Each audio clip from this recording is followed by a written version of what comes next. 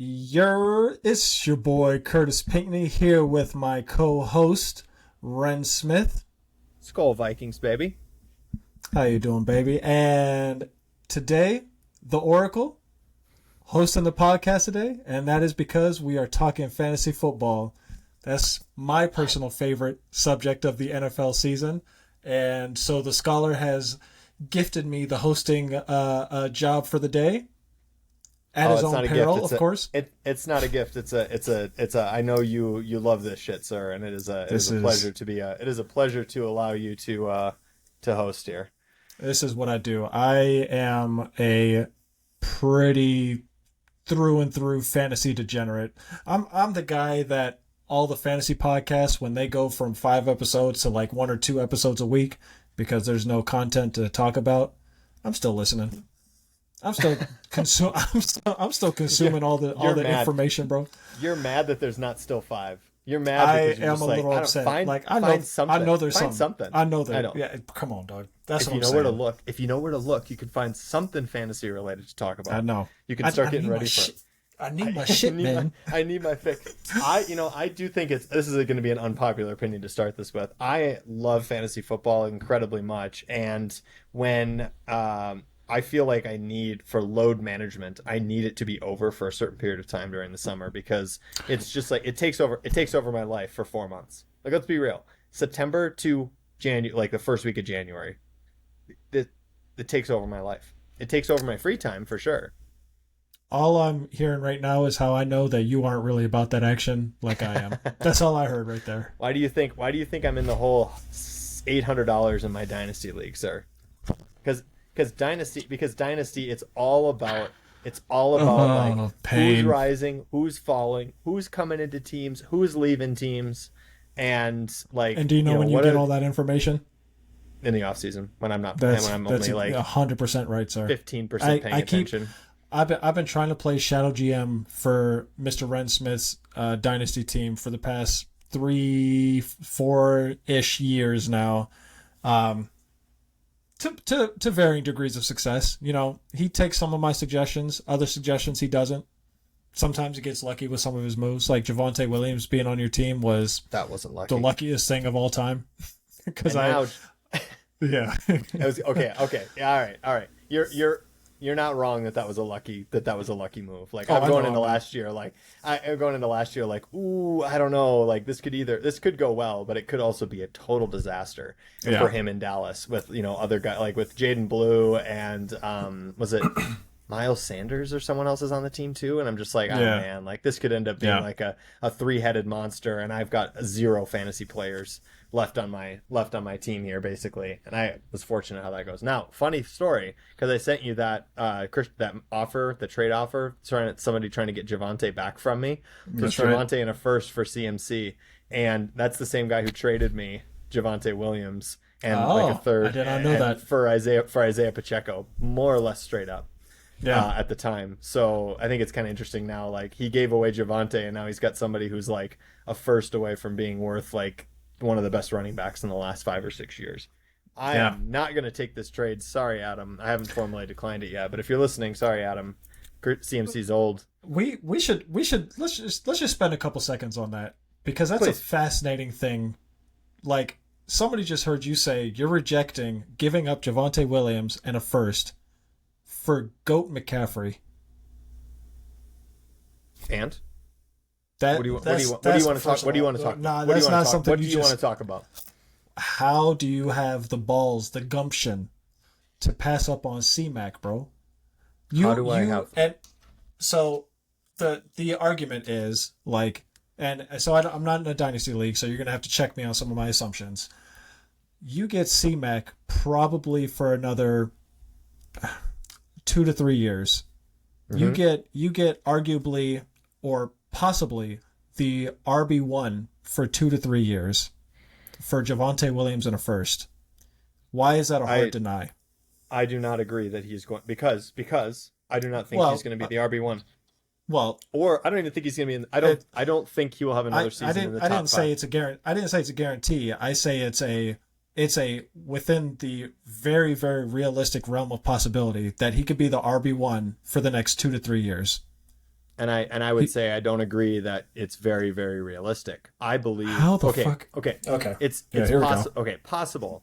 Very, very very probable. This is different. We're talking about a distribution of outcomes.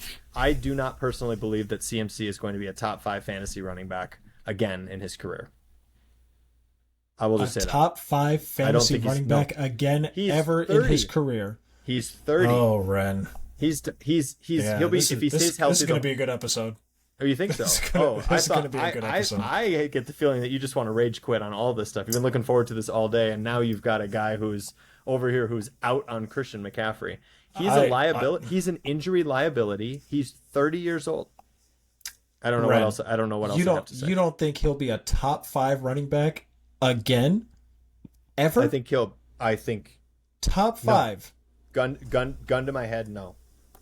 Gun to my head, those days are over. He is a dog. He will continue to produce at a high level in fantasy football. If he stays healthy, he should probably still find himself into the top 10. But I think the stars have to align in a much bigger way for him now, in a way that they haven't before because of him being 30. Let's not forget, this is a guy 2 years ago that was being taken number 1 overall and missed the entire season. I'm looking at his PPR ranks right now. When healthy, of course. Yep. I'm listening. 1, 2, 1, 2. The only time he was not in the top 5 when healthy was his rookie year. On his injured seasons, of course, that doesn't count. Mm-hmm. You're tripping right now. Of course. You're tripping. Okay. I don't think he's the kind of guy. So let's even just say he's the RB1 this year. How many more seasons of RB1 do you have? And I'm not saying Javonte Williams is going to be the RB1. I've also don't have my first round picks the next 2 years, and I'm not keen on giving up the next one that I don't. Or no, sorry, that was one of them was this past year. So I'm missing my next first round pick. So I'm not trying to give away every first round pick. Isn't your roster pretty close to getting a W? Getting that chip. You know what I'm saying? I think that it's a playoff team. I think it's a playoff team. I think it's a playoff team again. Mayhaps a Christian McCaffrey away from a championship. I see Christian McCaffrey as tap dancing on a landmine, sir. Ren, in the words of the infamous, I believe it was Dennis Allen. What the hell was that dude's name? You play to win the game.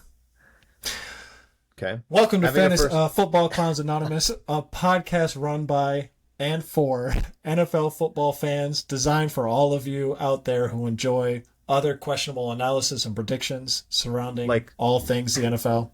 Like CMC is no longer good.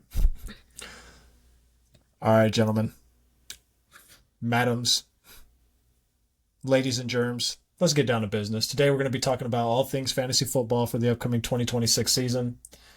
We wouldn't be true football degenerates if we didn't obsess over fantasy football in addition to our top-tier betting predictions and football analysis. Since y'all are here in FCA with us, we figured we'd share some of our fantasy strategy, hottest fantasy takes, so you can go out and win your leagues like the Oracle does.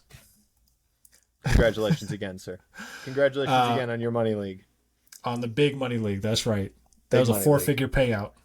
As a reminder, our show comes to you both on YouTube and Spotify. Please leave us a comment, review, like, comment, subscribe, follow, all that fun stuff. You can email us at footballclownsanonymous@gmail.com. Hit us up. Engage with us on Facebook, Instagram. And if you're feeling froggy, you can follow us on Patreon, which I don't even know if we have set up. But let's just pretend we do. We do. Patreon.com/footballclowns. I think we still have to go in and fix something with that account. But we'll be there this year. Can I add one more plug that I forgot to mention? Of course. We're gonna do a pick'em this year. I know we're talking fantasy today. Okay, we're gonna do a pick'em this year. We did a pick'em last year. We're gonna do a pick'em again this year. If you listen to this episode and you'd like to pick against some people who have no fucking clue what they're doing and make money, join our ESPN Confidence Pick'em this year, and more details will follow. We will be in your ear about this. You and I were last and second to last in the pick'em last year. It was something like that, yeah. So today we're talking fantasy football.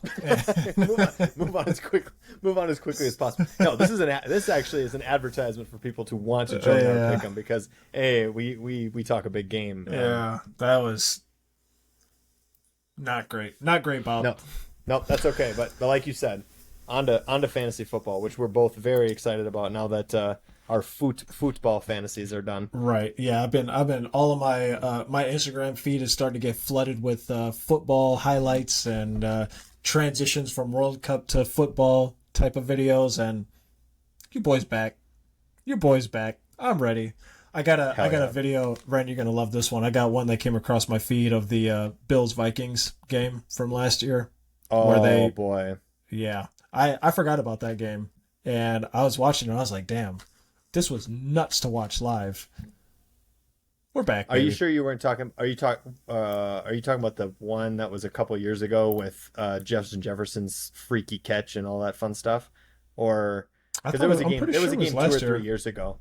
There was a game 2 or 3 years ago that was just this absolute barn burner. That was really fun. But maybe I'm forgetting something.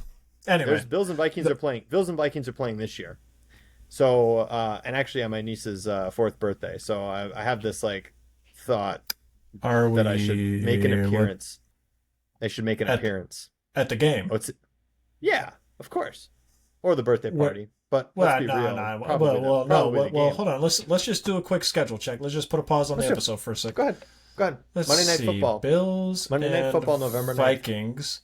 November 9th, huh? In Minnesota. Monday Night Football, and I'm pretty sure they're inducting Adrian Peterson into the Ring of Honor, if I didn't misread that. And I have an excuse to be there, except I might have to be there for a birthday party. We might need to take that conversation off air and discuss some logistics about. See if you can catch a little puddle jumper over just over the top of the Great Lakes. Yeah, just see if we can swing it. Just a little quick 24, 36-hour trip. You can see Josh Allen 20 miles from your house, but why would you want to do that when you could see him the next time zone over for a little skull chant? Yeah. So today we're talking fantasy football. I really want to go to that game. Anyway. Yeah. Talking fantasy football. So we're going to frame our conversations because the Scholar and I both play in we play in one league together, but I play in a couple of leagues that are auction drafts, and the league that we play in together is an auction draft, and to be quite frank, auction drafting is the superior way to draft in fantasy. So we're going to be thinking about fantasy football from an auction draft perspective, where you have a lot more liberty with the strategy with which you try and construct your team.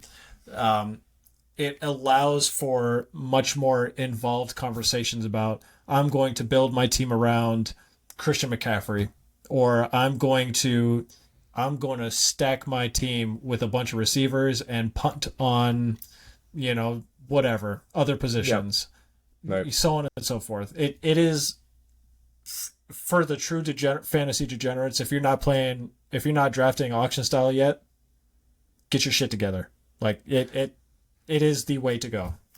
I absolutely agree with that, and I think I have one league that is a snake draft, and I will not push it to be an auction only because not everybody in that league is a total fantasy degenerate. We play as kind of a nostalgia, keeping the gang together kind of thing. We play for $10. Like, I just know that if I push this to be an auction draft,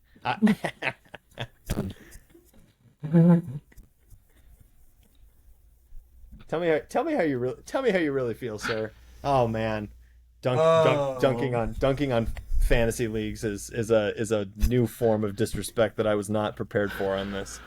That being said, I agree with you that if you are a degenerate, you should be playing in an auction draft. And because I think in a snake draft, you're really kind of stuck with just like, who's the next player available, or who's the best player available, basically. Yeah. And if you're at the 3rd or 4th position, you are going to start to like you have to kind of tailor your strategy a little bit based on who's still going to be there, because you know that in this year in particular, Jameer and Bijan are going to be gone. And so then it's like, do I still take a running back? Do I go for a wide receiver? Whereas like if you just absolutely have to have Jameer Gibbs on your team in an auction draft, you can get Jameer Gibbs on your team. You will probably have no rest of your team, but you can guarantee yourself that, basically. Sure. Which is the value of doing that. 100%. Yeah, I mean, you're basically, your strategy is tied to your position as opposed to what you feel your strategy should actually be for the year. But, you know, for a little bit further context, so both of these leagues, so I'm speaking for myself, both of these leagues are 3 wide receiver. Quarterback is getting 6 points per passing touchdown. And in my big money league, we actually are doing tight end premium scoring. So a tight end gets 2 points per reception. So every once in a while, I'll probably allude to that, but you know, it doesn't quite influence strategy. Well, for that league, it most certainly does, and I'll touch on that, but I won't let that dominate the conversation as we you know, go through these conversations. Yeah, and did you all? And maybe you said this, but the auction budget being 250 instead of 200 is probably also auction budget is 250 as opposed to the standard 200. Yes, thank you. Which, by the way, sizes are pretty small. Which, by the way, as long as we're like dunking on each other and questioning our like fantasy football endeavors, like why you do 250? Because Big Money League did 250, and I created this league to be a practice for the Big Money League. The only thing that is different,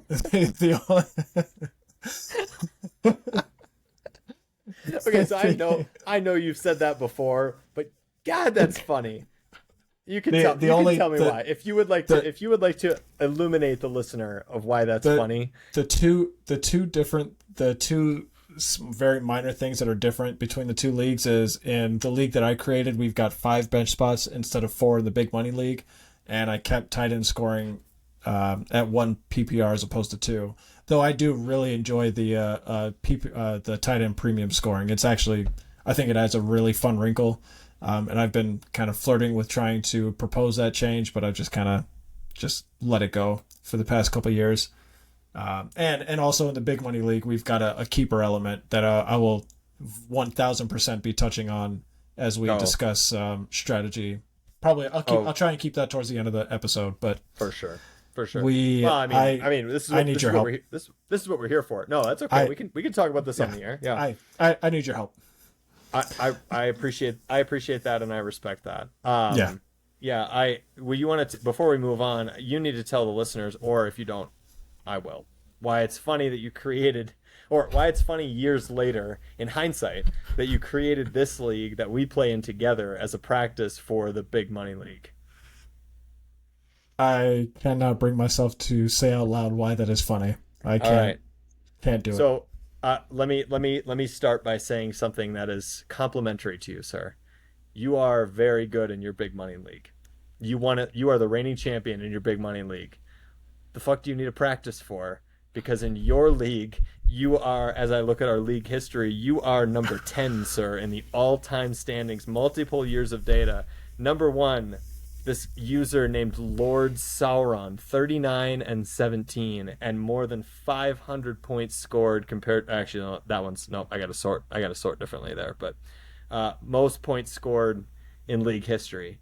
So why are we creating practice leagues? Why are we creating practice leagues if we suck in the practice and don't need?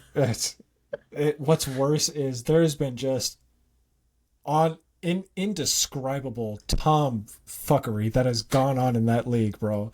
Like from the one dude who during the draft left like 23 or $30 on the table leaving the draft, and then ended up winning the league that ended year. Up winning. With Odoma, quite possibly, bro. Yeah, shout out to Damo, bro. Yep. Because bro drafted probably the worst squad I've ever seen in my life, and I.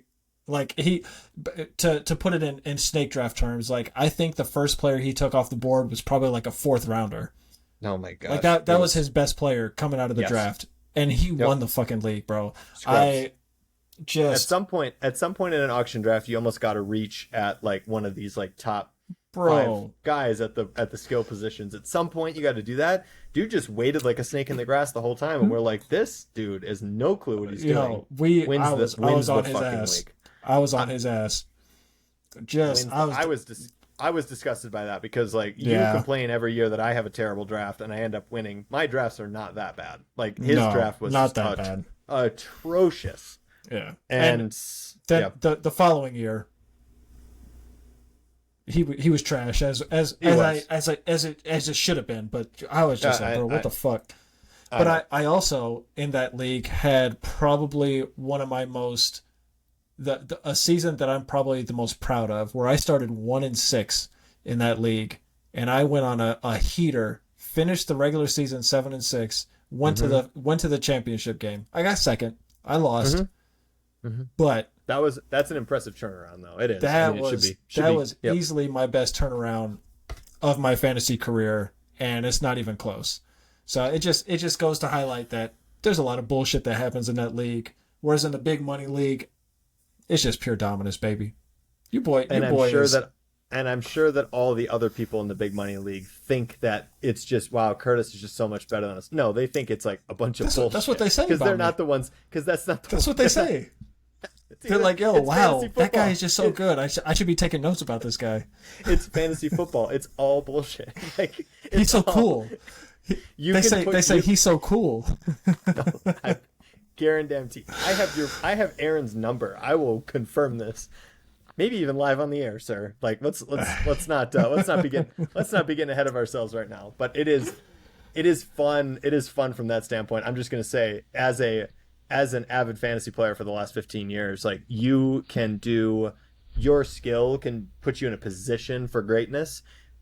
There's a little bit of luck involved at some level for things to materialize. I will begrudgingly admit my injury luck over the past few years been pretty spot on. At least for the big money. The reason I was 1-6 that 1 year is because my injury luck was crazy. Like basically 50% of my team was injured for that first 7 games, and the reason I went on that heater is because everybody came back from injury, and lo and behold, the team was all right. That's what I was gonna say. Anyway, let's get into it, man. So for sure. we've got the season coming up. We just alluded to the fact that the strategy with which you construct your roster it's up to you. What are you thinking, man? We said we got 3 receivers, 2 running backs, quarterback, tight end, flex, defense. We don't play kickers because we're professionals, and a limited bench spot. Limited bench spots.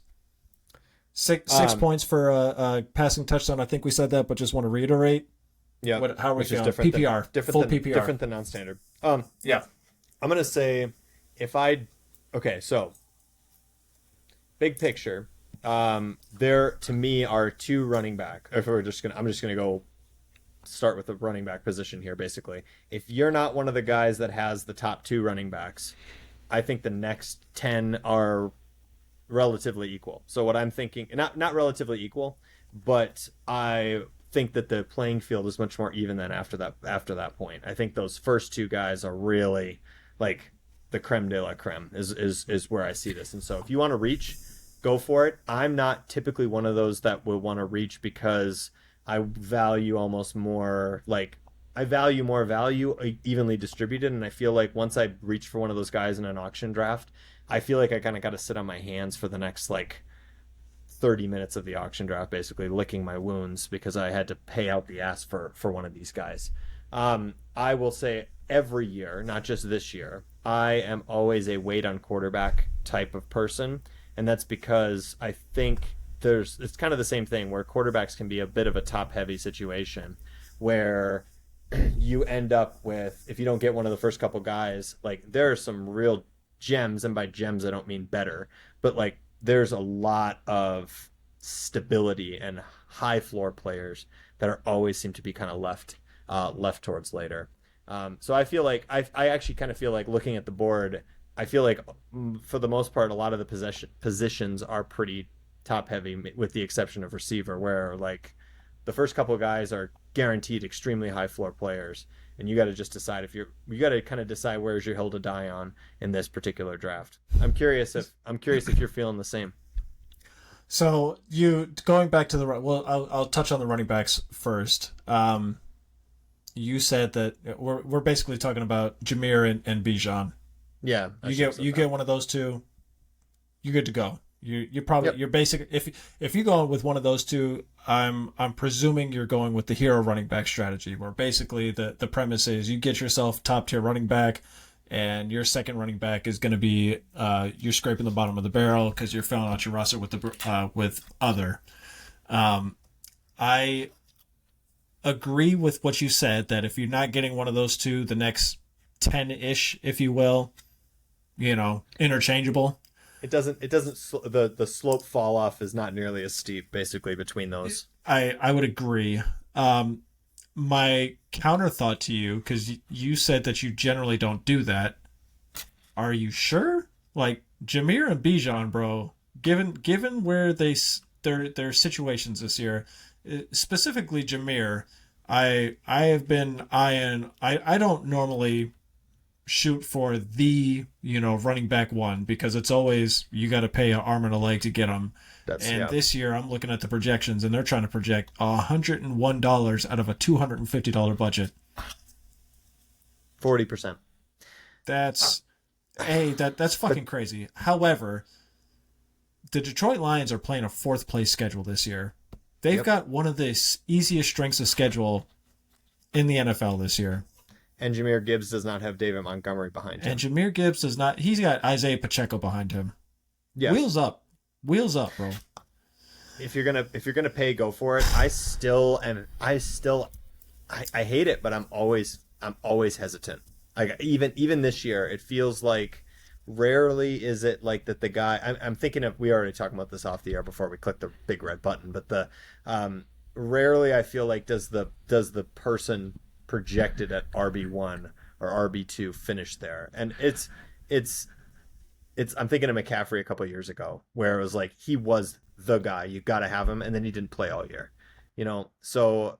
And I'm not saying that that's going to happen because I think that was a very much an aberration on a galactic scale. But it just begs the question of like, do you really want to pay 40% of your budget for one guy? That's where it boils down to for me. My personal strategy, I'm probably going to sit there and click up the bid for a little while because I'm not going to let him fall for too little.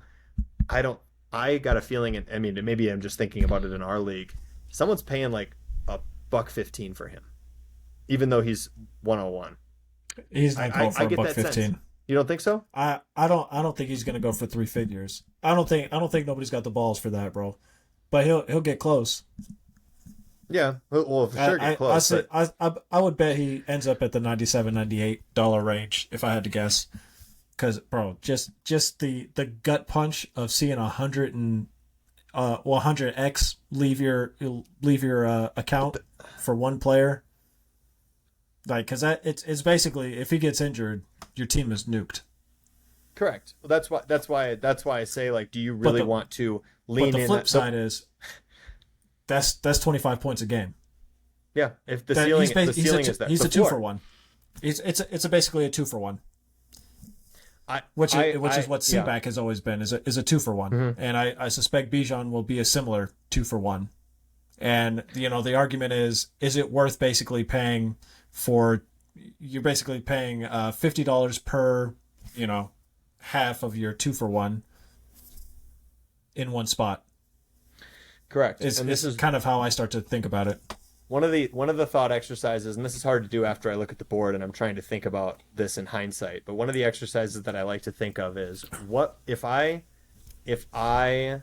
don't see any of these dollar values, what dollar values do I subjectively put on them? Now I know that these are more vetted, obviously, and they're more like subject to expert opinions and things like that, people who objectively know, like, watch more football than we do. I would not say that either one of those guys is worth $100 out of a $250 budget, and therefore I have no interest in paying that just because the numbers there. So even if it creeps up for Jameer, he's at 101. If it creeps up to 95, I still am like, oh, gosh, like, if you gunned to my head before this, I probably would have put him at like low 80s in my head, maybe upper 80s, and so I'm like, And so I'm like, I can't in good faith just say, well, the projection says I should do this, therefore I should do this. Therefore I'm getting a bargain. It's like your whole I'm not going to say your whole team is collapsing because you still have Jahmyr Gibbs on your team, but like think about what you've cost yourself at the other positions basically if one single chess piece goes down basically for you. You better be phenomenal at fucking drafting after that is basically the cost. Yeah. You better be on top of your shit. Yeah, exactly, and have an idea of like, and then some diamonds in the rough kind of later in the draft then too, when everybody's down to like $10 left in the draft, and you're like getting 30 seconds to pick this like sleeper person. Like you got to hit on some of these because you need an insurance policy. And my personal strategy, and pull back the curtain, whatever, but I am always hesitant to commit that much capital, really, like that much auction capital into a single player.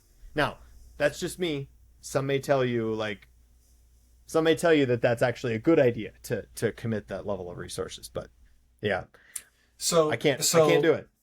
I'm gonna pivot us for a half a sec, and we are talking about committing a fair amount of capital to a position. So the past couple years, I've been a big fan of spending up for quarterback. Okay. This year, I am very much of the mindset that I think it's time to revert back to the late round quarterback strategy. And as a quick aside, I texted, so in the big money league, we've got a little keeper set up, right? The situation is any player inside of the top 24 not eligible for keeping, and you could keep any player under, outside of that top 24. You subtract that budget from your starting budget, or you subtract that dollar amount from your starting budget, and you're off to the races. I was going to build my whole draft strategy around AJ Brown being outside of the top 24, because as of not today, he was outside of the top 24 for $39, and I was just roster baiting all over the place. Thinking about getting AJ Brown of the New England Patriots for $39. That's an easy 10 targets a game. And now that motherfucker is in the top 19, or he's at position 19, top 24, and it fucked my entire draft strategy, because the only reasonable players that I have to hold for my keeper are Jalen Hurts and Jackson Dart. I don't want to do that. As you said, sir, you are a victim of your own success. You are a victim of having too good of a team disgusting. last year. Yep. And I'm confused, though, that you literally don't have anybody else on your team that's outside the top 24. Jalen Hurts, Jonathan Taylor, Devon Achane, George Pickens, Jawan Jennings, no. AJ Brown, Trey McBride, Ramondre Stevenson, no. Lions defense. That's my starters. Okay. Yeah, you got to keep Jalen Hurts then. First of all, pat on the back. Come on, dog. Good. That shit sounds beautiful. Rolling off the tongue a little bit. It does. That's a nice roster. There's a good reason you won a championship, sir. The bench is Jackson Dart, Chris Godwin, Wan'Dale Robinson, and Darren Waller. So basically, I'm looking at Jalen Hurts and Jackson Dart. Yeah, I don't want to fucking do that. I know you're keeping one of them. I have to keep one of them. You don't want to keep Jawan Jennings. I mean, as much as I love my Vikings. Hell no. But Hell you're not keeping him. I mean, in reality, then too, like you got to almost consider, like in your own way, you got to consider best player available, which I know you thought is AJ Brown. But you got to consider best player available that you have the ability to basically just lock up, and that would be Jalen Hurts. I think that would be Jalen Hurts. Is it Jalen Hurts? I feel much better about his after losing floor. AJ Brown. He's gonna not have anyone to throw to. He's got to run the ball for 70 yards a game. The tush push. Okay. The tush push is still legal. The tush push is still legal. It is still legal. To bring this back to the quarterback thoughts, though, like in the past couple years, it's been profitable to spend up for a quarterback, because that was a bit of a differentiator for the teams that spent up for the Josh Allens, the Jalen Hurts, Lamar Jackson just had that crazy MVP season in 24. This year, as I'm looking at the landscape, so the reason that spending up for those quarterbacks was, of course, because of their rushing. When we think about quarterbacks that have a rushing component to them, I'm pretty confident I could rattle off about 10 to 12 quarterbacks that you can make a reasonable case they have a rushing component to their game. Yeah. And that signals to me that similar to the running backs, there is not as much differentiating quarterbacks, at the top versus the bottom. And I don't really see a need or a reason to spend up for quarterback this year because my opponent's probably going to have 20-point quarterback. I'm probably getting 18 or 19 points. I'll take that. To be honest with you, you said you backed away from the early quarterback strategy. I've always been there for that reason. Like if you scroll down this, list, like Matthew Stafford's available for $2. Baker Mayfield is $1. Now I'm not saying these guys are as good as Josh Allen. They don't have the floor, no. but is it worth the extra surcharge that I'm paying when I've got guys like Jahmyr Gibbs that I could reach for if I wanted to? And that to me is like that cutoff is not steep enough, right? The running back and especially the tight end too. The running back and tight end position the cutoffs are pretty steep. Reach for those guys. Don't reach for a quarterback. That's been my philosophy for a while. So then my question to you, going back to your original point though, is sure. Do you want to keep nobody, Godwin, and just like punt on and then save that money basically for a quarterback? Are you going to have warm fuzzies about keeping a player that you could get for $1 or $2 or a couple bucks? I don't know what Godwin's worth. Chris Godwin is $6 right now, and okay, well, it's kind of funny that you use him as an example because I do think, like, getting ahead of ourselves, I do think he is a bit of a sleeper. Like, I think he's getting disrespected quite a bit right now, and I don't fully understand that. That's probably fair with Evans gone. That's what I'm saying. When healthy, that's like a 7 to 10 target receiver a game. He's a wide receiver too. That's his floor, in my humble opinion, of course. For $6, and we'll get back to that in a sec. So I no, but I mean you make a good case though, because then you get to just punt at quarterback and basically like keep that money for somebody else then. So you keep a deeper wide receiver. Yeah, for sure. And I mean, going back to your quarterback depth is going crazy. Like Kyler Murray for $1 is criminal, bro. That's highway robbery. Like, if he's a scrub, you lost $1. But the upside for Kyler Murray at $1 in a Kevin O'Connell offense with motherfucking GOAT, come on, bro. Like, what are we talking about right insane. Now? I don't understand that at all. Like, he's on my list too. Yeah, of course he's on your list because I know you are about fantasy football for real, bro. Anybody who plays fantasy for real and sees Kyler Murray for $1, I know he's not going for $1, bro.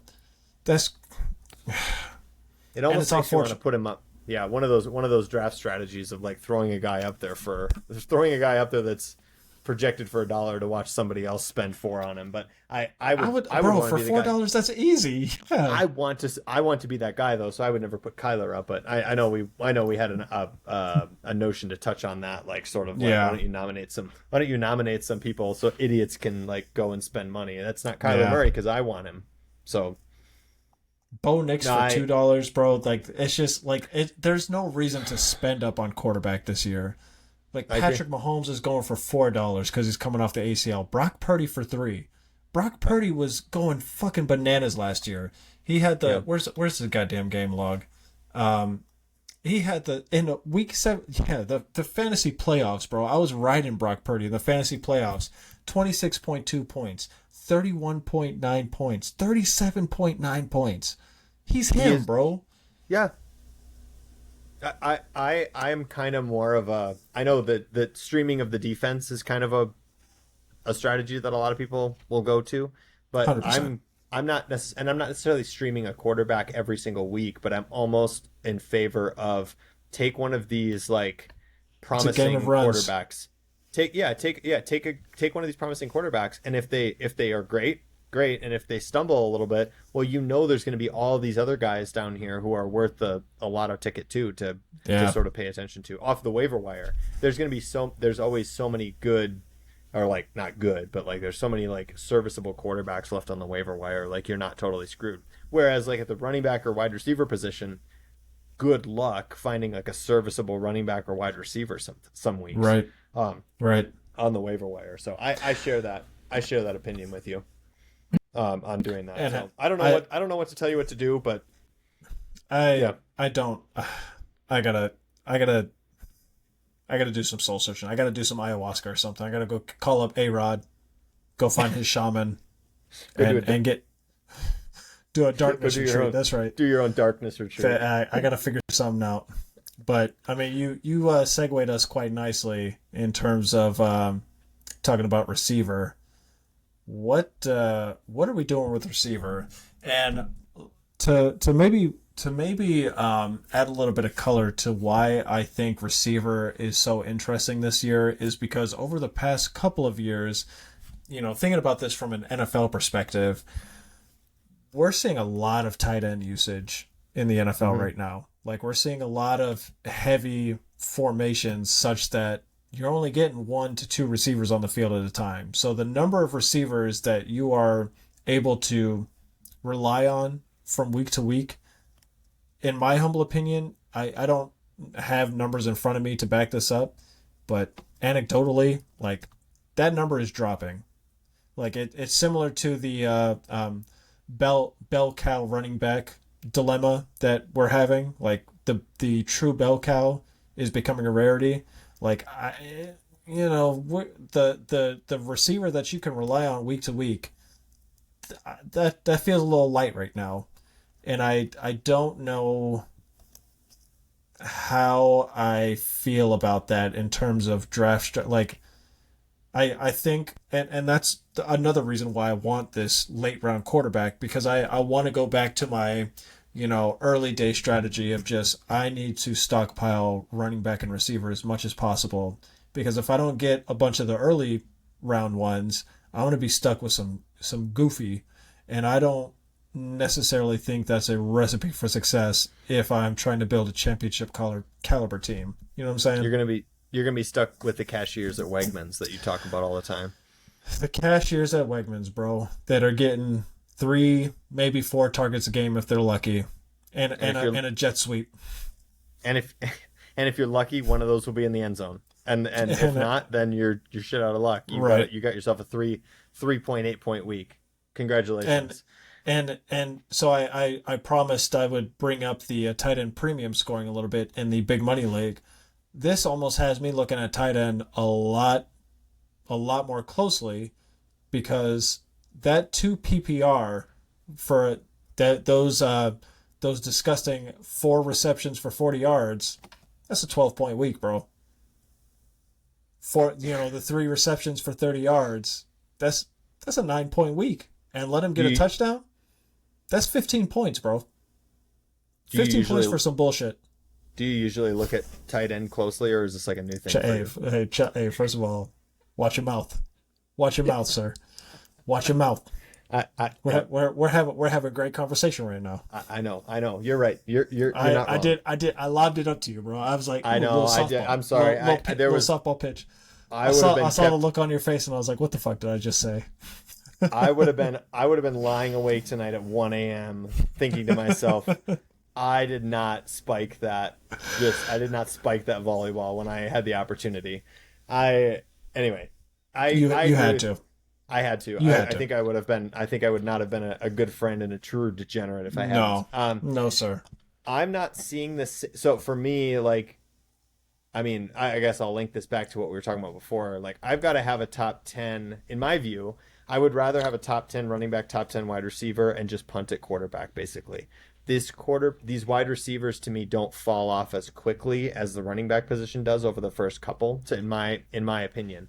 But I agree with you that one of these high floor players, you've got to have a high floor, and you got to bank on no injuries. Obviously, like you're playing the lottery with that. It's fantasy football. Good luck. But one of these, what I'm looking for is a floor, establishing a floor at the running back position and establishing a floor at the wide receiver position. And I agree with you that if you let this leak in too far, you are limiting your opportunities dramatically in terms of how many targets these guys are going to see every game. I think the drop off from, I'm going Bijan down to, well, I don't know, maybe not. I was going to say Bijan down to James Cook is a bigger drop off than Jamar Chase is, but then I'm looking at the same position and it's Justin Jefferson, and I'm like, oh boy. But that I think actually, Yeah, that I I was think gonna say maybe we were even just hyping up Kyler Murray. We can't say that. Yeah. I know that maybe accents my point though, that like Justin Jefferson is the number. This is going to be the last time that I talk about him at some point if situation allows. But like Justin Jefferson is the wide receiver 6 on the board right now. Do I need Jamar Chase that bad?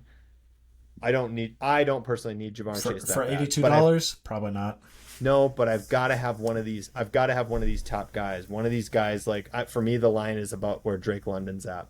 So for me, it's Jamar Chase, Puka, JSN, Amon-Ra, CD, JJ, and Drake London. I got to have one of those guys on my team, or I don't have warm fuzzies. Because at that point, now and I know you're going to probably try to get AJ Brown in there. Fine, but like I think he should be.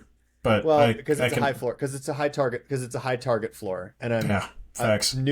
I think what's the only thing that scares me about him is everybody else that I just said has been on their team for at least a couple years. AJ Brown's on a new team. It's just one of those things of like, just need to make sure. Just one extra question mark. Yeah, just one extra question mark. I don't need that. I don't need that there. You know what I mean? And then Rashee Rice has he's the next guy off the board. Question marks there maybe too with Mahomes playing quarterback and things like that too. And then George Pickens is next, and it's like, you did not just say that the question mark around Rashee Rice is because he has Mahomes at quarterback. I know I did not just hear that. Clarifying. Is he going to start week 1? I think the indication now is that he's going to start week 100%. Okay, if he starts week 1, then strike that, because that's been one of the questions this offseason. So if he's going to start week 1, Rashee Rice would probably be fine. I think then it's not that Mahomes is the question. It's at that point it becomes the Chiefs have always been a revolving door at these skill positions, and it's like one guy is never good for more than a year or two, and then it's just next guy up. And Mahomes makes all the cashiers at Wegmans look incredible. So is Rashee Rice that much better? Yeah, but you are right to call me on that, but that is not what I meant to question and disrespect the GOAT that is the current GOAT that is Mahomes. But anyway, that's kind of where I'm at with the wide receiver position, is that like I got to have one of those top guys for that exact reason you said, which is high target floor on these guys, and I just want one guy that's not going to be a huge liability for me. I think I generally agree, and to be honest, I suspect I normally know this, especially in a 3 wide receiver format, goes against conventional wisdom, but I normally cheat in the direction of running backs and shy away from receivers. But I think this is going to be a year in which I target, plan to try and get 2 of those top guys to lock that in. Because another thing that we didn't touch on is like the injury history for running backs the past couple of years has been unusually favorable. I don't necessarily want to bet that that's going to continue, especially with some of the question marks that we saw in those top 10, 12, 15 running backs. So I will almost certainly, because I think the question marks with not the top receivers that you want to target are significantly bigger than the question marks with, some of those running backs that you could probably get for a little bit cheaper. I don't want to be disrespectful. Well, let's touch on the tight ends for a half a second, because we haven't spent any time there. We obviously Trey McBride, Brock Bowers. I don't think we need to spend too much time there. Both dogs. I do. Goats. There is a significant discount on Brock Bowers relative to Trey McBride. I think that is interesting. Kirk Cousins enjoyed the TJ Hawkinson, the TJ Hawkinsons of the world. Yeah. At various Kyle times Pitts was doing okay under Kirk Cousins. It was stewardship. I think. Yeah, McBride is in his own category here and should 100%. Be. He absolutely deserves to be. You very much already had shit. Just a major jump for McBride. Oh, that's the reason. That's the reason I won the league last year, is because of McBride. The big money league with the tight end premium scoring. come on, bro. It was an automatic 20 points a week. It was. He's gonna go for more than this in your money league, in your big money league, because of that premium scoring. You think, or does I've got him as 50. I've got him at 57 in our league. That's what it shows in the big money league as well. I would be shocked if he goes for anything less than $70. Yeah, I was gonna say because the target floor is obnoxious, and it's up. Jacoby Brissett is not a great quarterback, but he is a gunslinger. He'll take risks. He'll fit the ball into some crazy places. He got McBride however many touchdowns he got last year. I don't. It was a lot. It was a double-digit touchdown amount. And they're going to be trailing 11. Yeah, they're going to be trailing in a lot of these games too. So they're going to have no choice but to throw it to McBride. Yeah. Yeah, they got Marvin Harrison and Michael Wilson, but it's going to McBride. Without without the premium scoring, McBride is obviously still, in my view, he's in a category of his own, and it almost makes they're almost making it seem like McBride and Bowers are kind of like a 1A, 1B, but I think McBride's in a category of his own. Yeah. And Bowers might be in a category of his own after that, maybe. I'm not super sold on the Raiders in general this year. Can Bowers benefit? To be fair, I'm not sold on the Cardinals either. So maybe I should be less disrespectful. But I see the success that McBride has had. I was going to say he's very good. Yeah, he's proven it. And Bowers has to some extent, but not to that degree. And that's why I think it's a 1-2. And then similar to how you feel about the running backs, I more or less feel that same way about the tight ends. To some degree, like there's just a pool of like 8 to 10 tight ends that I probably would see them in the same vein. And I know that's probably a little disrespectful to like the Colson Lovelands and the Tyler Warrens and maybe even Harold Fannons of the world, but I don't know if I've seen enough from them that I like the hype around them right now. I don't know if they've done enough to justify it, in my humble opinion. And I am willing to be wrong, like, because people are going to spend up for them. And I think, that I'm willing to be wrong on the hype train on those guys this year. Because historically speaking, if you don't get the top tight ends, and you try and shoot for one of these like middling tight ends, you're usually left disappointed. And I'm okay. Like I'll be all right.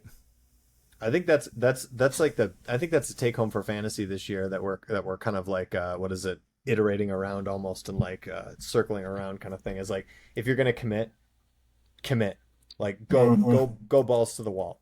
Like don't let that guy get away. Don't let the big fish get away. If you're gonna go in, and if not, then like you've got room to like have a whole bunch of like decent caliber people. But and I mean, and I don't try to be too prescriptive. Like I don't think I've ever had a year where I go into the draft like I kind of like to get this guy, I kind of like to get that guy, but I don't have a draft where I'm like I will literally sell my soul to get this player. I don't think I've ever had that feeling going into it, because you got to let the draft. I would disagree with that, and I'm going to let this be a nice segue into our next segment where we start to talk about people we're high on, low on. I felt that way about McBride last year, and you were rewarded for that. Mercifully paid off. I don't have anybody in mind at the moment that I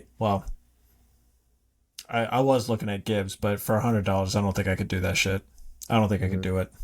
Before we move on, I want to say one more thing about the tight end position really quick. Because I do think that there's another, I'm noticing that, to me at least, there's another tier here. Like there's those two guys at the top of McBride and Bowers. And then there's this next tier almost, and there's another cliff for me after that. And I don't know if that's true or not, but Colston Loveland, Tyler Warren, Harold Fannin, Tucker Kraft, Kyle Pitts, Sam Laporta. These players are all, they feel like, all those names to me sound like guys I would be okay with having on my team. They all sound pretty solid, and there's a ceiling. I think the difference is those first two guys have a floor. The next tier to me has the same week-to-week ceiling as a guy like McBride or Brock Bowers. In any given week, they could randomly have 30 points to me.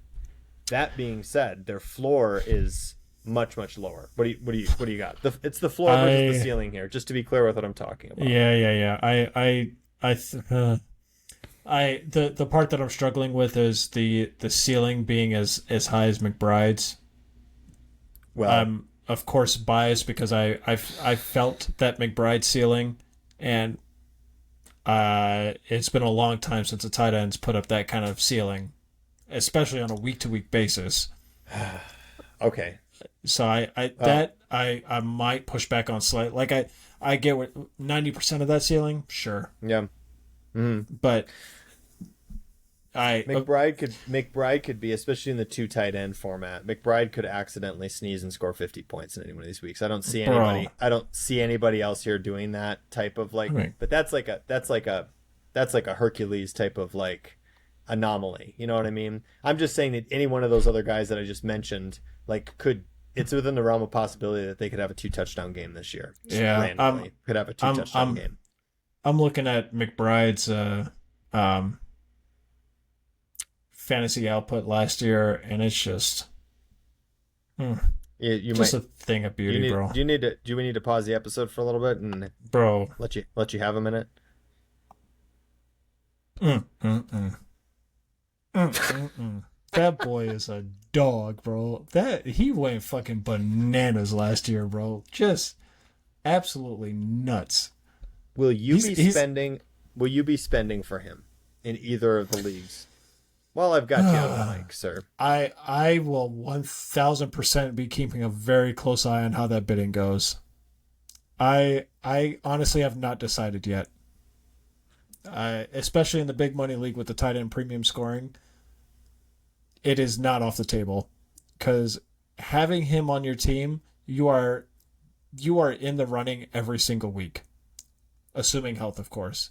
Like it's an automatic. I could definitely win this week if I've got Trey McBride in the wings.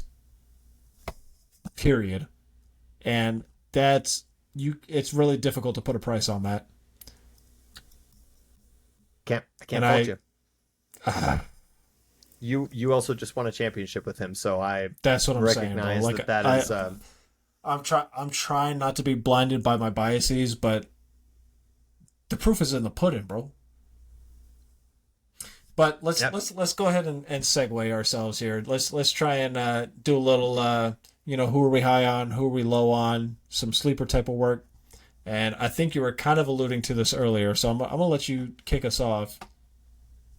Who are some players that you need, Scholar? Players that I need. Who are some folks that you need? Okay, let me clarify really quick that I'm not gonna just be boring here and list the players. I'm gonna So I have two different categories here, and I only have a couple entries in each one, which is fine, I think, because we could accidentally spend 12 minutes on each one of them. So it's probably good that I have a limited list here. I have two lists. The first one is top tier players that I want to have on my team that are not just like the top guy on the list. Obviously, I want Jahmyr Gibbs on my team. I want Justin Jefferson on my team at the wide receiver 6 position, being drafted at the wide receiver 6 position. I like him as much as anybody else. Considering the ceiling that we're talking about with Kyler and with the Vikings, I like his week-to-week floor and week-to-week ceiling as much as anybody else above him on the board, personally. I also think that if you don't get one of those top 2 running backs, Jonathan Taylor being at number 4, I know there's question marks around the Colts. Don't care. This guy made your friend Aaron eat 100 hot dogs last year, and he has 96.25, but who's counting? Whatever. A lot of hot dogs. A lot of Glizzlies. A lot. A lot of Glizzies. I like him. To me, it's undervalued a little bit that he's in. I'm not saying he should be in that top tier with Jahmyr and with Bijan, but I like him a lot still, despite that he's not in that tier, because he's being drafted with apprehension, or at least his projection in this auction sort of. There's a lot of hype, but there's a lot of apprehension considering like where those other two guys are, and I think that he could be just as good. Probably there's within the realm of possibility. I'll start there and like go ahead. Let's. I'm gonna stick with the running backs for half a second. Could Yeah, not please. agree more. Jonathan Taylor being priced at $67, kind of confusing to me. Hmm. I am sure it's the Daniel Jones question marks, and we just got rid of Pittman, and where the Colts a fluke last season type of discount is what we're seeing. But he's really that guy, bro. Like throughout his career, he has put up some crazy numbers, like pretty consistently. Last year, 15, damn near 1,600 yards. The year before that, 1,431.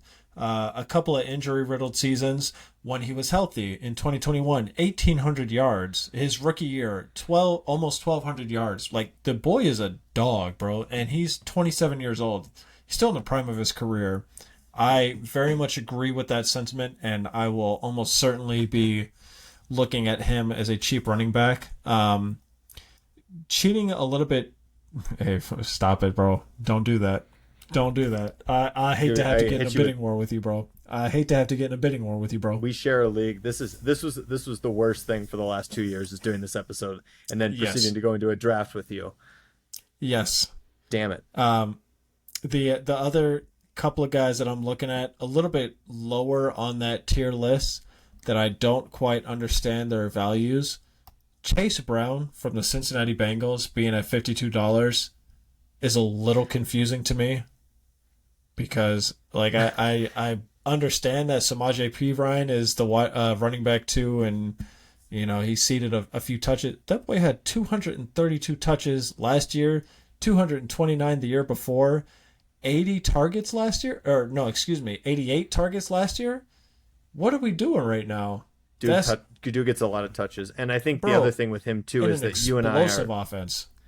Yeah, I was just gonna say you and I are also high on the Bengals this year, so this actually that sort of like team level analysis I think helps contribute to this a little bit and having that sort of framing, because I see that same sentiment there as well. Ken Walker for $41 is absurd. Who's the fucking running back two, bro? I'm trying to find out. How do I figure that out, bro? Where's the Chiefs depth chart is what you look for. Yes. I have the same thought a little bit about Josh Jacobs because I looked at the Packers depth chart and I see that was going to be the next name I brought up was Josh Jacobs. I see nobody on the depth chart behind him, and it's like you can get this dude for $39. Yeah. So at least again, like asterisk, this is the $250, but yes, but, like that's kind of.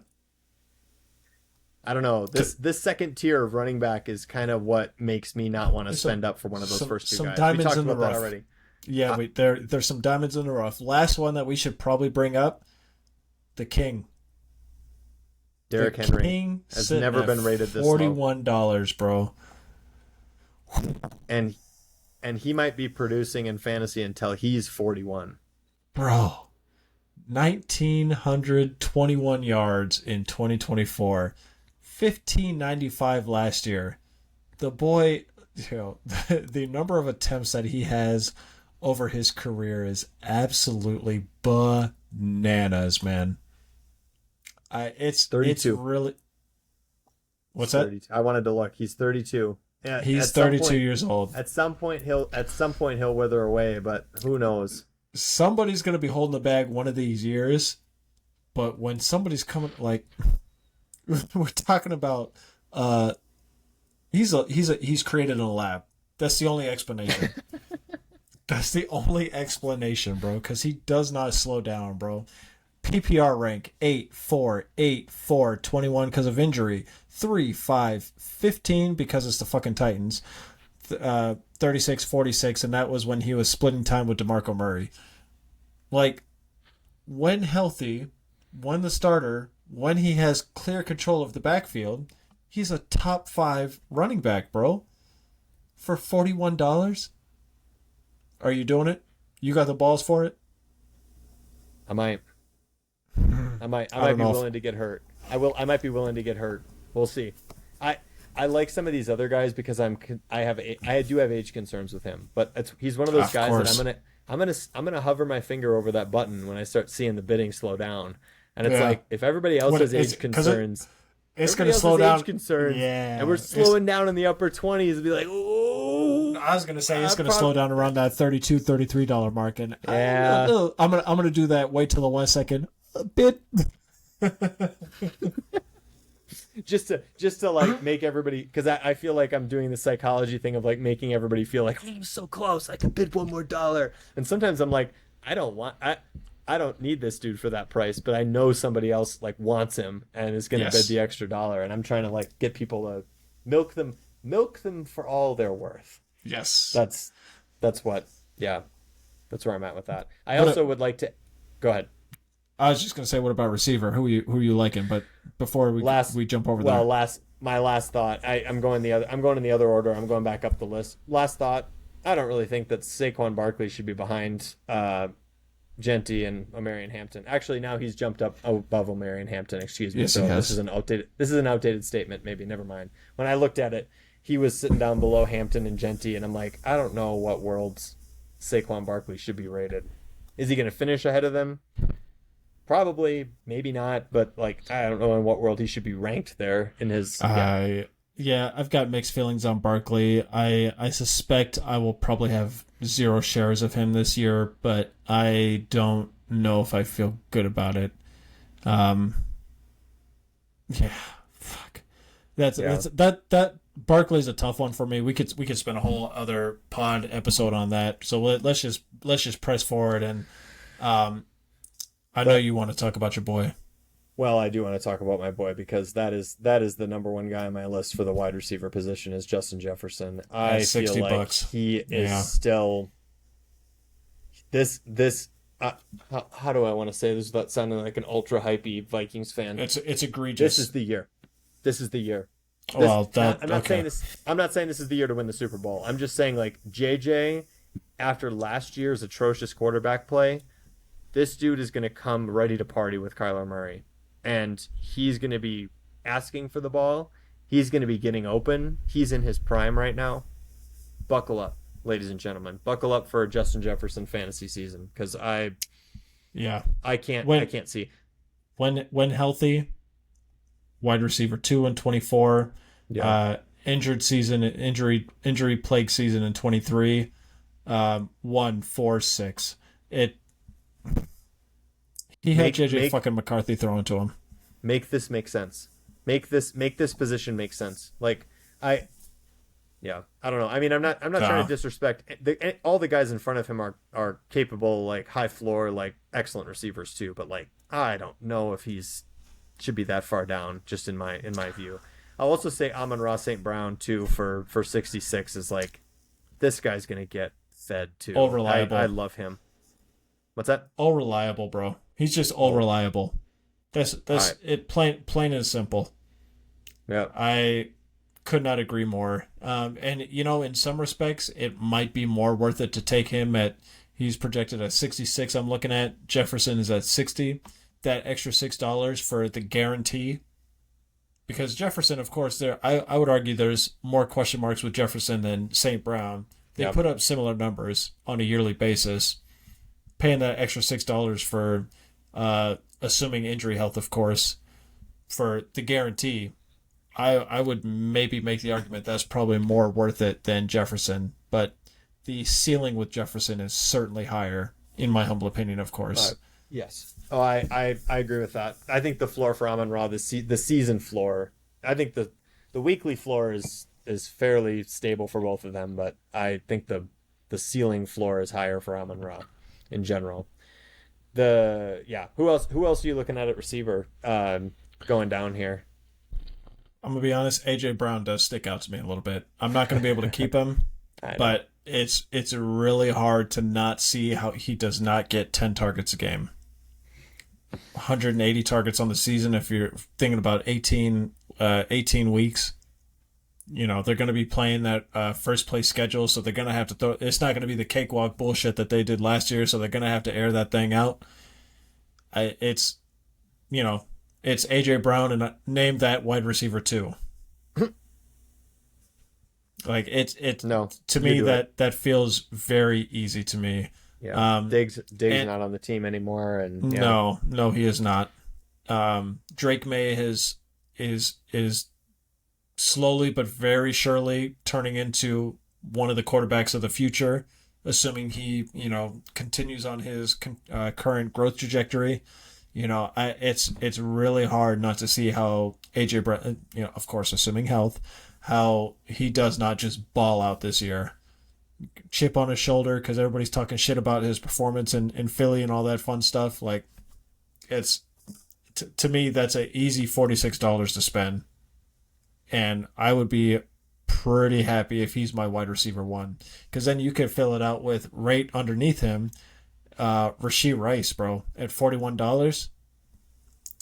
Let's play the same game. Name that wide receiver two. And if you say Xavier Worthy, like, are we concerned about that?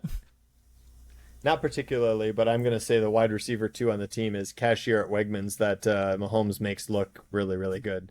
It might to be, me, but to me, the wide receiver, to me, the Chiefs are always like they're a good team, obviously, and I'm always hesitant to overspend for their players because I feel like Mahomes does a really good job of spreading the ball around as a testament to him as an NFL quarterback, but it makes the target floor for the Chiefs wide receivers lower in my personal view. I know on paper I shouldn't feel that way, but that one that's is like fair. And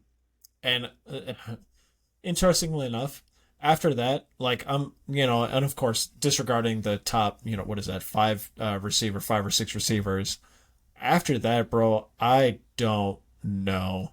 I think there are just question marks from there on out. You can maybe make the argument about, Pickens or Collins, maybe Olave, but like, you go beyond that, bro, and it's just question mark city, and I don't know how I feel about that. And to be honest, I think that should take us into, like, were you fading? Like, so one of the strategies with auction drafts is sometimes you nominate players for folks to waste their money on. Please go ahead and waste your money on this player. Who you got on that list, bro? Christian McCaffrey.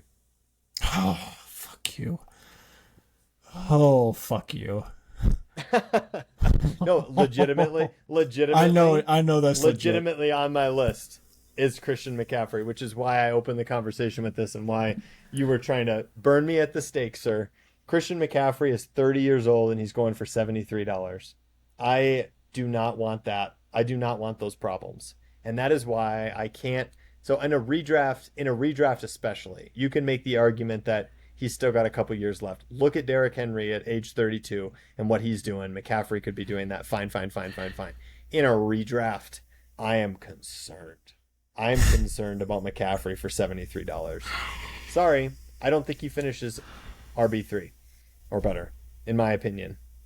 Just if gun to my head, these other players here, like Jonathan Taylor, I like him more. I think I agree.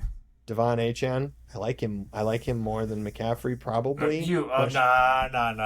That's too much. That's too much, bro. All right. Okay. Devon Achane over C-Mac? Okay. Is ludicrous. I don't think it's ludicrous. Hey, reel that shit in, big dog. Reel that shit in, bro. Come on, fam. Your point was made about 2 sentences ago, bro. This guy's out here talking fucking bananas, bro. Devon Achane over Christian McCaffrey's asinine. I don't know when to stop. I didn't. Okay, it's the price cut, and it's the floor to me. The season floor. I'm paying 73 for McCaffrey over 60 for Achane for sure. All right, 10 times out of 10. Have fun. I'll be nominating CMC with my first. If he's not already nominated, okay. I'll be nominating CMC because I will either get him for $50, or someone else is going to waste their money and pave the way for me to have one of these other guys. Let me go ahead and say that I agree with you. He's coming off a 450 touch season. 450. That's a lot of touches, bro. Like, they talk about running backs who have 300 touches in a season generally fall off the next year. 450 touches is absurd. Yep. I can't. I get why he's ranked there for prestige and for his history, and I It's just because of ceiling. Because when he's Mhm. healthy, he's similar to McBride, where it's a guaranteed 20 points a week. I agree. Guaranteed. But coming off of 450 touches, bro, this guy is playing around with his tendonitis, got knees on the abdomen. He went to Germany He to does. fix the something. I He bro, does he's have. just He does have. He does have knees, but it's just he needs those. it's got He needs those to run. He needs those to run, sir. just too much going on, bro. At I 30 know. years old, I know. it feels really disrespectful to say, but I agree with you. You have to know. You are always a proponent for me of know when to get on the train, and I'm always hesitant to get on the train for certain players. I am doing the opposite for you. I'm telling you, as you say, it sounds disrespectful. I'm trying to encourage you. There is also a time to get off the train at the right time, Yeah, and this is the time to get off the train. That is why I do not want him on my dynasty team. sure, Period. That's to close the loop on that from an hour something ago. Who sure. else? Who else are you fading, or who are you fading, sir? HN is on my list. I can't Oh, do it. okay. I love him for what he provided me last season. The situation that he's in this year, that's a hard pass. Less I good. I don't look at that Dolphins offense and think, oh yeah, there's going to be a lot of fantasy greatness coming out of the Dolphins this year. After No, no, to sir. to me, the only counter is that he is the only greatness left on the Dolphins offense, and that means that a lot of stuff will funnel through him. There's Oh, I'm sure it will. big question marks about Malik Willis, and they don't have their top two receivers. He's At some he's point, gonna have HN's yeah, his weekly stat line is gonna look something like 20 for 53, 6 for 36, and maybe a that sounds right. touchdown, Yep, and maybe a touchdown. And hmm you're gonna look at that and you're gonna be like, I paid $60 for this, and you're gonna be get it. disgusted every single week. I get it. I think there's two. I think there are a lot of question marks, and I didn't need to make that point that I made earlier, but there's a lot. There are a lot of question marks around him, so I very much get that. Yeah, Some of these other running backs too. Some of these other like I have question marks about Genty too for the same reason being in the. I think he should be good again. I still have question marks and concerns about the Raiders in general, and so yeah. that like, Um, but I have question marks and concerns about the Dolphins, which yeah, in some weird kind of way, I kind of feel that way about Hampton. Like I am undecided about him, mostly because I don't know what's going on with Najee Harris. I I don't know. I don't know how to feel about Hampton, to be honest with you. Like it feels like if you had it's going to be one of two things. If you have him on your team, he's going to be the greatest thing since sliced bread, or you're just going to be similar to HN, just sad. You know what I mean? Just sad. Um, Jumping over to I receiver, I feel that way about CD Lamb, hmm. How much of that is and George Pickens that's versus that's the only reason, okay, because George Pickens is hashtag that guy. Like, CD Lamb had a great season last year, but he finished as wide receiver 22. He played 14 games. Like, he didn't have a bad season, um, health wise, but I don't know. Like, for the price you're paying, I'm looking at like the fantasy output he had in PPR settings. Like, it's good. I don't know if it's $64 great, I especially think the when you big could get Pickens for $20 cheaper and get yeah. the same or better. I To me, the fact that there's two Cowboys wide receivers in the top 24 overall positions is Yeah. not sustainable. They will not. They can't. No. Mathematically, they can, but it just doesn't seem sustainable that they could both finish there. So No. what? So what's the yeah? So either you almost got to pick one of these guys and just say, I think the other one is a scrub, which is not. You can't say that about either one of these two guys. It's just kind of a liability. Like they're both very good, but yeah, you've got concerns on each one because of the other one, and Yeah. it's just kind of crazy how It's a little bit of a yeah, cannibal type situation we got going on.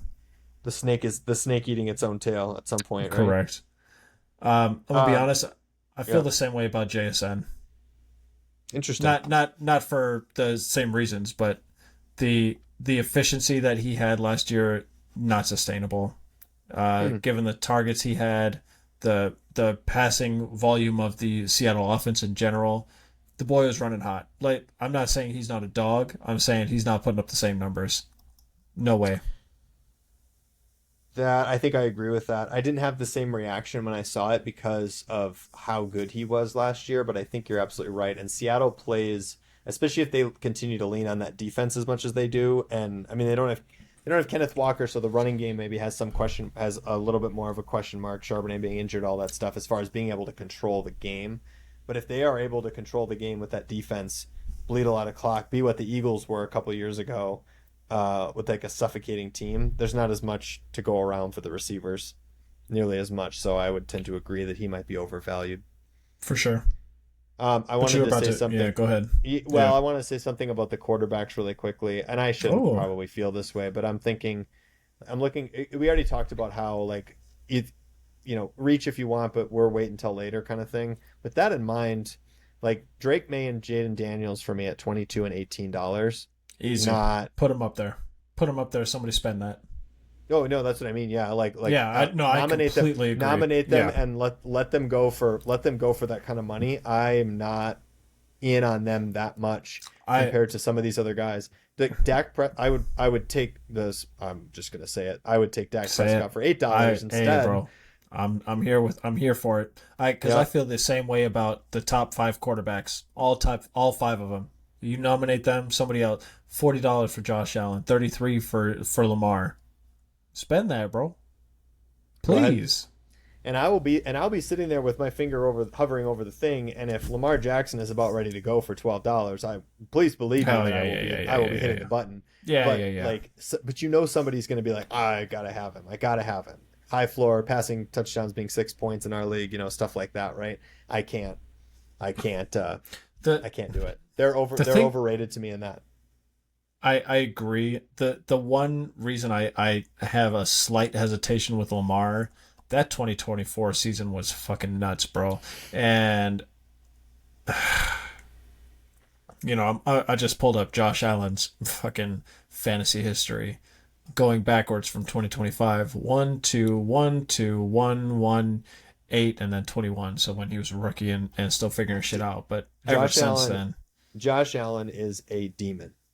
And it's crazy because outside of the Stephon Diggs, era, name another receiver that he's played for that has been a dog. Or that he's played with, excuse me, not played for. No, but nobody. I mean, nobody really comes to mind as being that kind of like top tier talent. 1, 2, 1, 2, 1, 1. And this is not just rushing, because the crazy thing is the past 2 years he's been under 4,000 yards passing, but prior to that 4,300, 4,400, 4,500. Bro, who the fuck is he throwing to? People on his team, people playing the wide receiver position on his team, interchangeable dudes. He is immune from like roster setbacks and probably also immune from we'll see, but I think he's, for that reason, he's got to be statistically immune to a coaching change too. Like supposedly. dude just is him. I don't know what else. I love. Do you think that's worth it? I love Josh Allen. No. Do you think it's worth it for $40? No. Here's why. And I don't know the numbers on this. Actually, you're closer to having these at your fingertips. I'm going to say it anyways. My guess is that quarterback 1 in fantasy is like the pack is tighter relative to the percentage of what that fantasy total is. Like, yes, he's finishing at the top. Yeah. But I'm thinking like the guy that's 10 down is not getting 20% of those points. Like, they're still probably getting 80% of the same number of points. Maybe not 80%. Maybe it's 75%. I'm looking at his fantasy finishes, and I suspect you're probably right. It's just his spike weeks are nuts and numerous. He's got 38 points against the Ravens. He's got a 44-point week, a 37, 24. I don't know if we'd call it a spike, but his spike point or his spike weeks are, it's week winning performances, and that's basically what you're paying for. You're paying for 3 or 4 wins in your fantasy season. The floor is obnoxious. No, not the floor. I'm maybe what I'm asking is $39 worth it for 3 or 4 automatic wins? That's halfway to a playoff spot. Yeah. Just by itself. I've never thought about fantasy in that manner before, and now that I've asked that question, it's a good question. It sounds like it's a yes to me, to be honest with you. Yeah, I mean, if the tricky thing is you're not truly paying for wins, but you're feeling like, because you got to just hope that like somebody else doesn't have the Uno reverse card on the other team where like they have the Trey McBride 60-point week. You know what I mean, right? So it's not a guaranteed win really, but it feels like it, and it really does give you that leg up. But the odds of it being a guaranteed win significantly higher. That is, I agree. We're going to be talking about this a lot more offline for sure, because now that I've asked that question out loud, I'm going to be thinking about it a lot. Yeah. And you and I are going to be talking about it a lot, because it's going to reframe. Oh my God. I know. We're going to be doing a lot of fantasy conversations, sir. The question that I'm still having in my head is, it's kind of the same thing with paying up for the running backs. And I know this is cheaper, objectively, like numerically cheaper. But like the question I still have in my head is, now you've invested a large amount of capital in one guy, and yes, it's Josh Allen, but you are now more vulnerable in a certain capacity to where you no longer can go after that second tier of wide receiver that we were talking about, or something. How much more vulnerable though? Because we just spent a lot of time talking about how the tiers seem to be a lot more, after you get past those couple of folks. It might not be that much more. It might not be that much more, to be fair. Hey, now the question is, what happens when the bidding's still going on, though? What happens if you decide you go into your draft? This is getting very metaphysical at this point. You go into your draft saying, "Hang on, take a little piece of Josh Allen," and then $39 comes and goes, and he's going for 45, 46, 47. Where's your line? And don't answer that. But I'm just saying, like, this is why you say, let the draft come to you, and it is hard to make those decisions on the fly. I agree. If he's really got to be yours, go for it. But I don't know. I'm not. Yep. Not as certain on that. I agree. So in the interest of time, even though we're at an hour 30, let's just rattle off a couple sleepers. Try and put a ball on this. Get the fuck up out of here. How are you feeling? Who you looking at, bro? Did I? Oh my gosh, did I? Okay, so this is based on a different doc at this point. I'll rattle off a couple of sleepers. We talked about. Okay, so first of all, I already said Kyler Murray. I just repeat that just for fun. Yeah, that's easy. We talked about this last week. Josh Downs. Yeah. What are we doing? I don't know if that constitutes as a sleeper, because I don't know truly how far down on the list he is, but like he's pretty far down. We're under the impression that Josh Downs has a legitimate chance to be the number 1 wide receiver for the Colts. Are we threatened by Alec Pierce with Pittman gone? Not so much. Take a sleeper on him. This is no longer a sleeper. So I noticed on this ESPN ranking I was looking at that they had Tucker Kraft on there for $2. That's ridiculous. But he is properly rated, it would seem, on the sleeper. So I cannot count that as a as a sleeper. I also noticed, and I don't know if this is true on sleeper, didn't verify, I noticed that J.K. Dobbins and R.J. Harvey are sitting right next to each other in the rankings. Presumably nobody has figured out what the hell's going on. Were you watching the games last year when Dobbins was injured and R.J. Harvey was not able to really like take total command of the backfield? Now maybe, it's an extra year. He was a rookie last year, whatever. I'm taking a little piece of Dobbins, expecting him to essentially emerge in the same way that he did last year. And let's not forget, RJ Harvey was older coming into the draft too. In theory, he's more experienced. You know, another quick thing. I am also of the mind when we're talking about strategy. When I'm getting into these later rounds, I'm also looking for guys who are one injury away from being an elite must start option. For me, as we get later into the drafts, I'm going to give myself a piece of Isaiah Pacheco, Brian Robinson, for those backups of those number one wide receivers. Pacheco, of course, backing up Jahmyr Gibbs, and Brian Robinson backing up Bijan Robinson. So I don't know how far they might not be as far down the list as I'm giving them credit for. These are guys I really feel like I have to have on my team because or flavors like that. I pause. I agree with every name you just said. I would float out also Jordan Mason going for $1. Good thinking. Would second J.K. Dobbins. He's being disrespected, in my humble opinion. I don't necessarily... everything you just said. J.K. Dobbins, for sure. Jadarian Price at $11. He will be starting for the first, I'm assuming, 4-ish weeks in that Seattle offense. Mm-hmm. That's interesting to me. Yeah. It's a good thought. And going back to the big money league, so currently our keeper format is anybody in the top 24, you don't keep them, or you can't keep them outside of the top 24, blah, blah, blah. Next year, it is you can keep anybody. You subtract their ADP or their budget or their projected price from your budget, and you can keep them for up to 3 years. But every year you keep them, you add $5 to the previous amount that you kept them for. Mm. If Jadarian Price ends up being the lead back for the Seattle Seahawks, getting him at $11 this year is very interesting.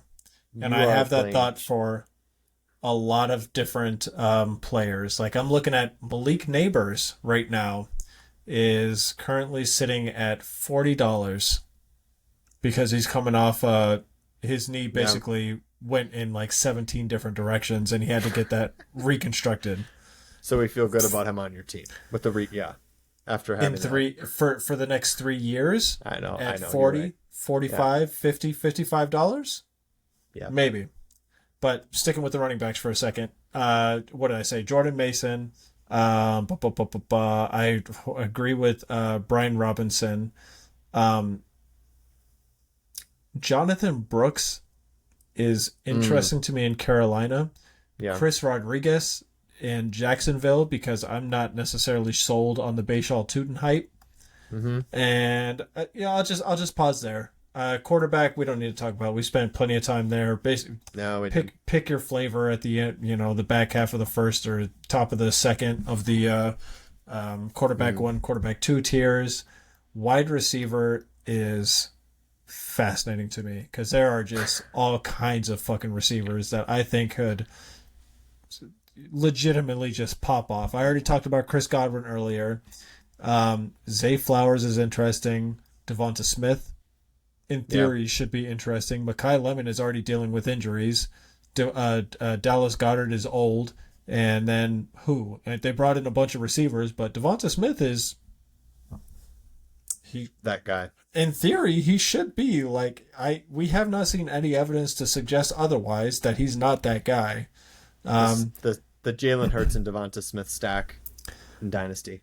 I'm so excited. So excited for this. Hey, bro. Wheels. There's a legitimate chance for wheels up there. It's putting a little bit of faith in Jalen Hurts, but we've seen it, bro. We saw this shit in the Super Bowl. We've seen it. It's not obnoxious. It's not obnoxious to think that he has a better season than where he's being drafted to. That's what I'm saying. I know. Man, I got a lot of receivers that just jump out to me. Jalen Waddle in Denver, Jamison Williams in Detroit. I'm not touching Mike Evans. Fuck out of here.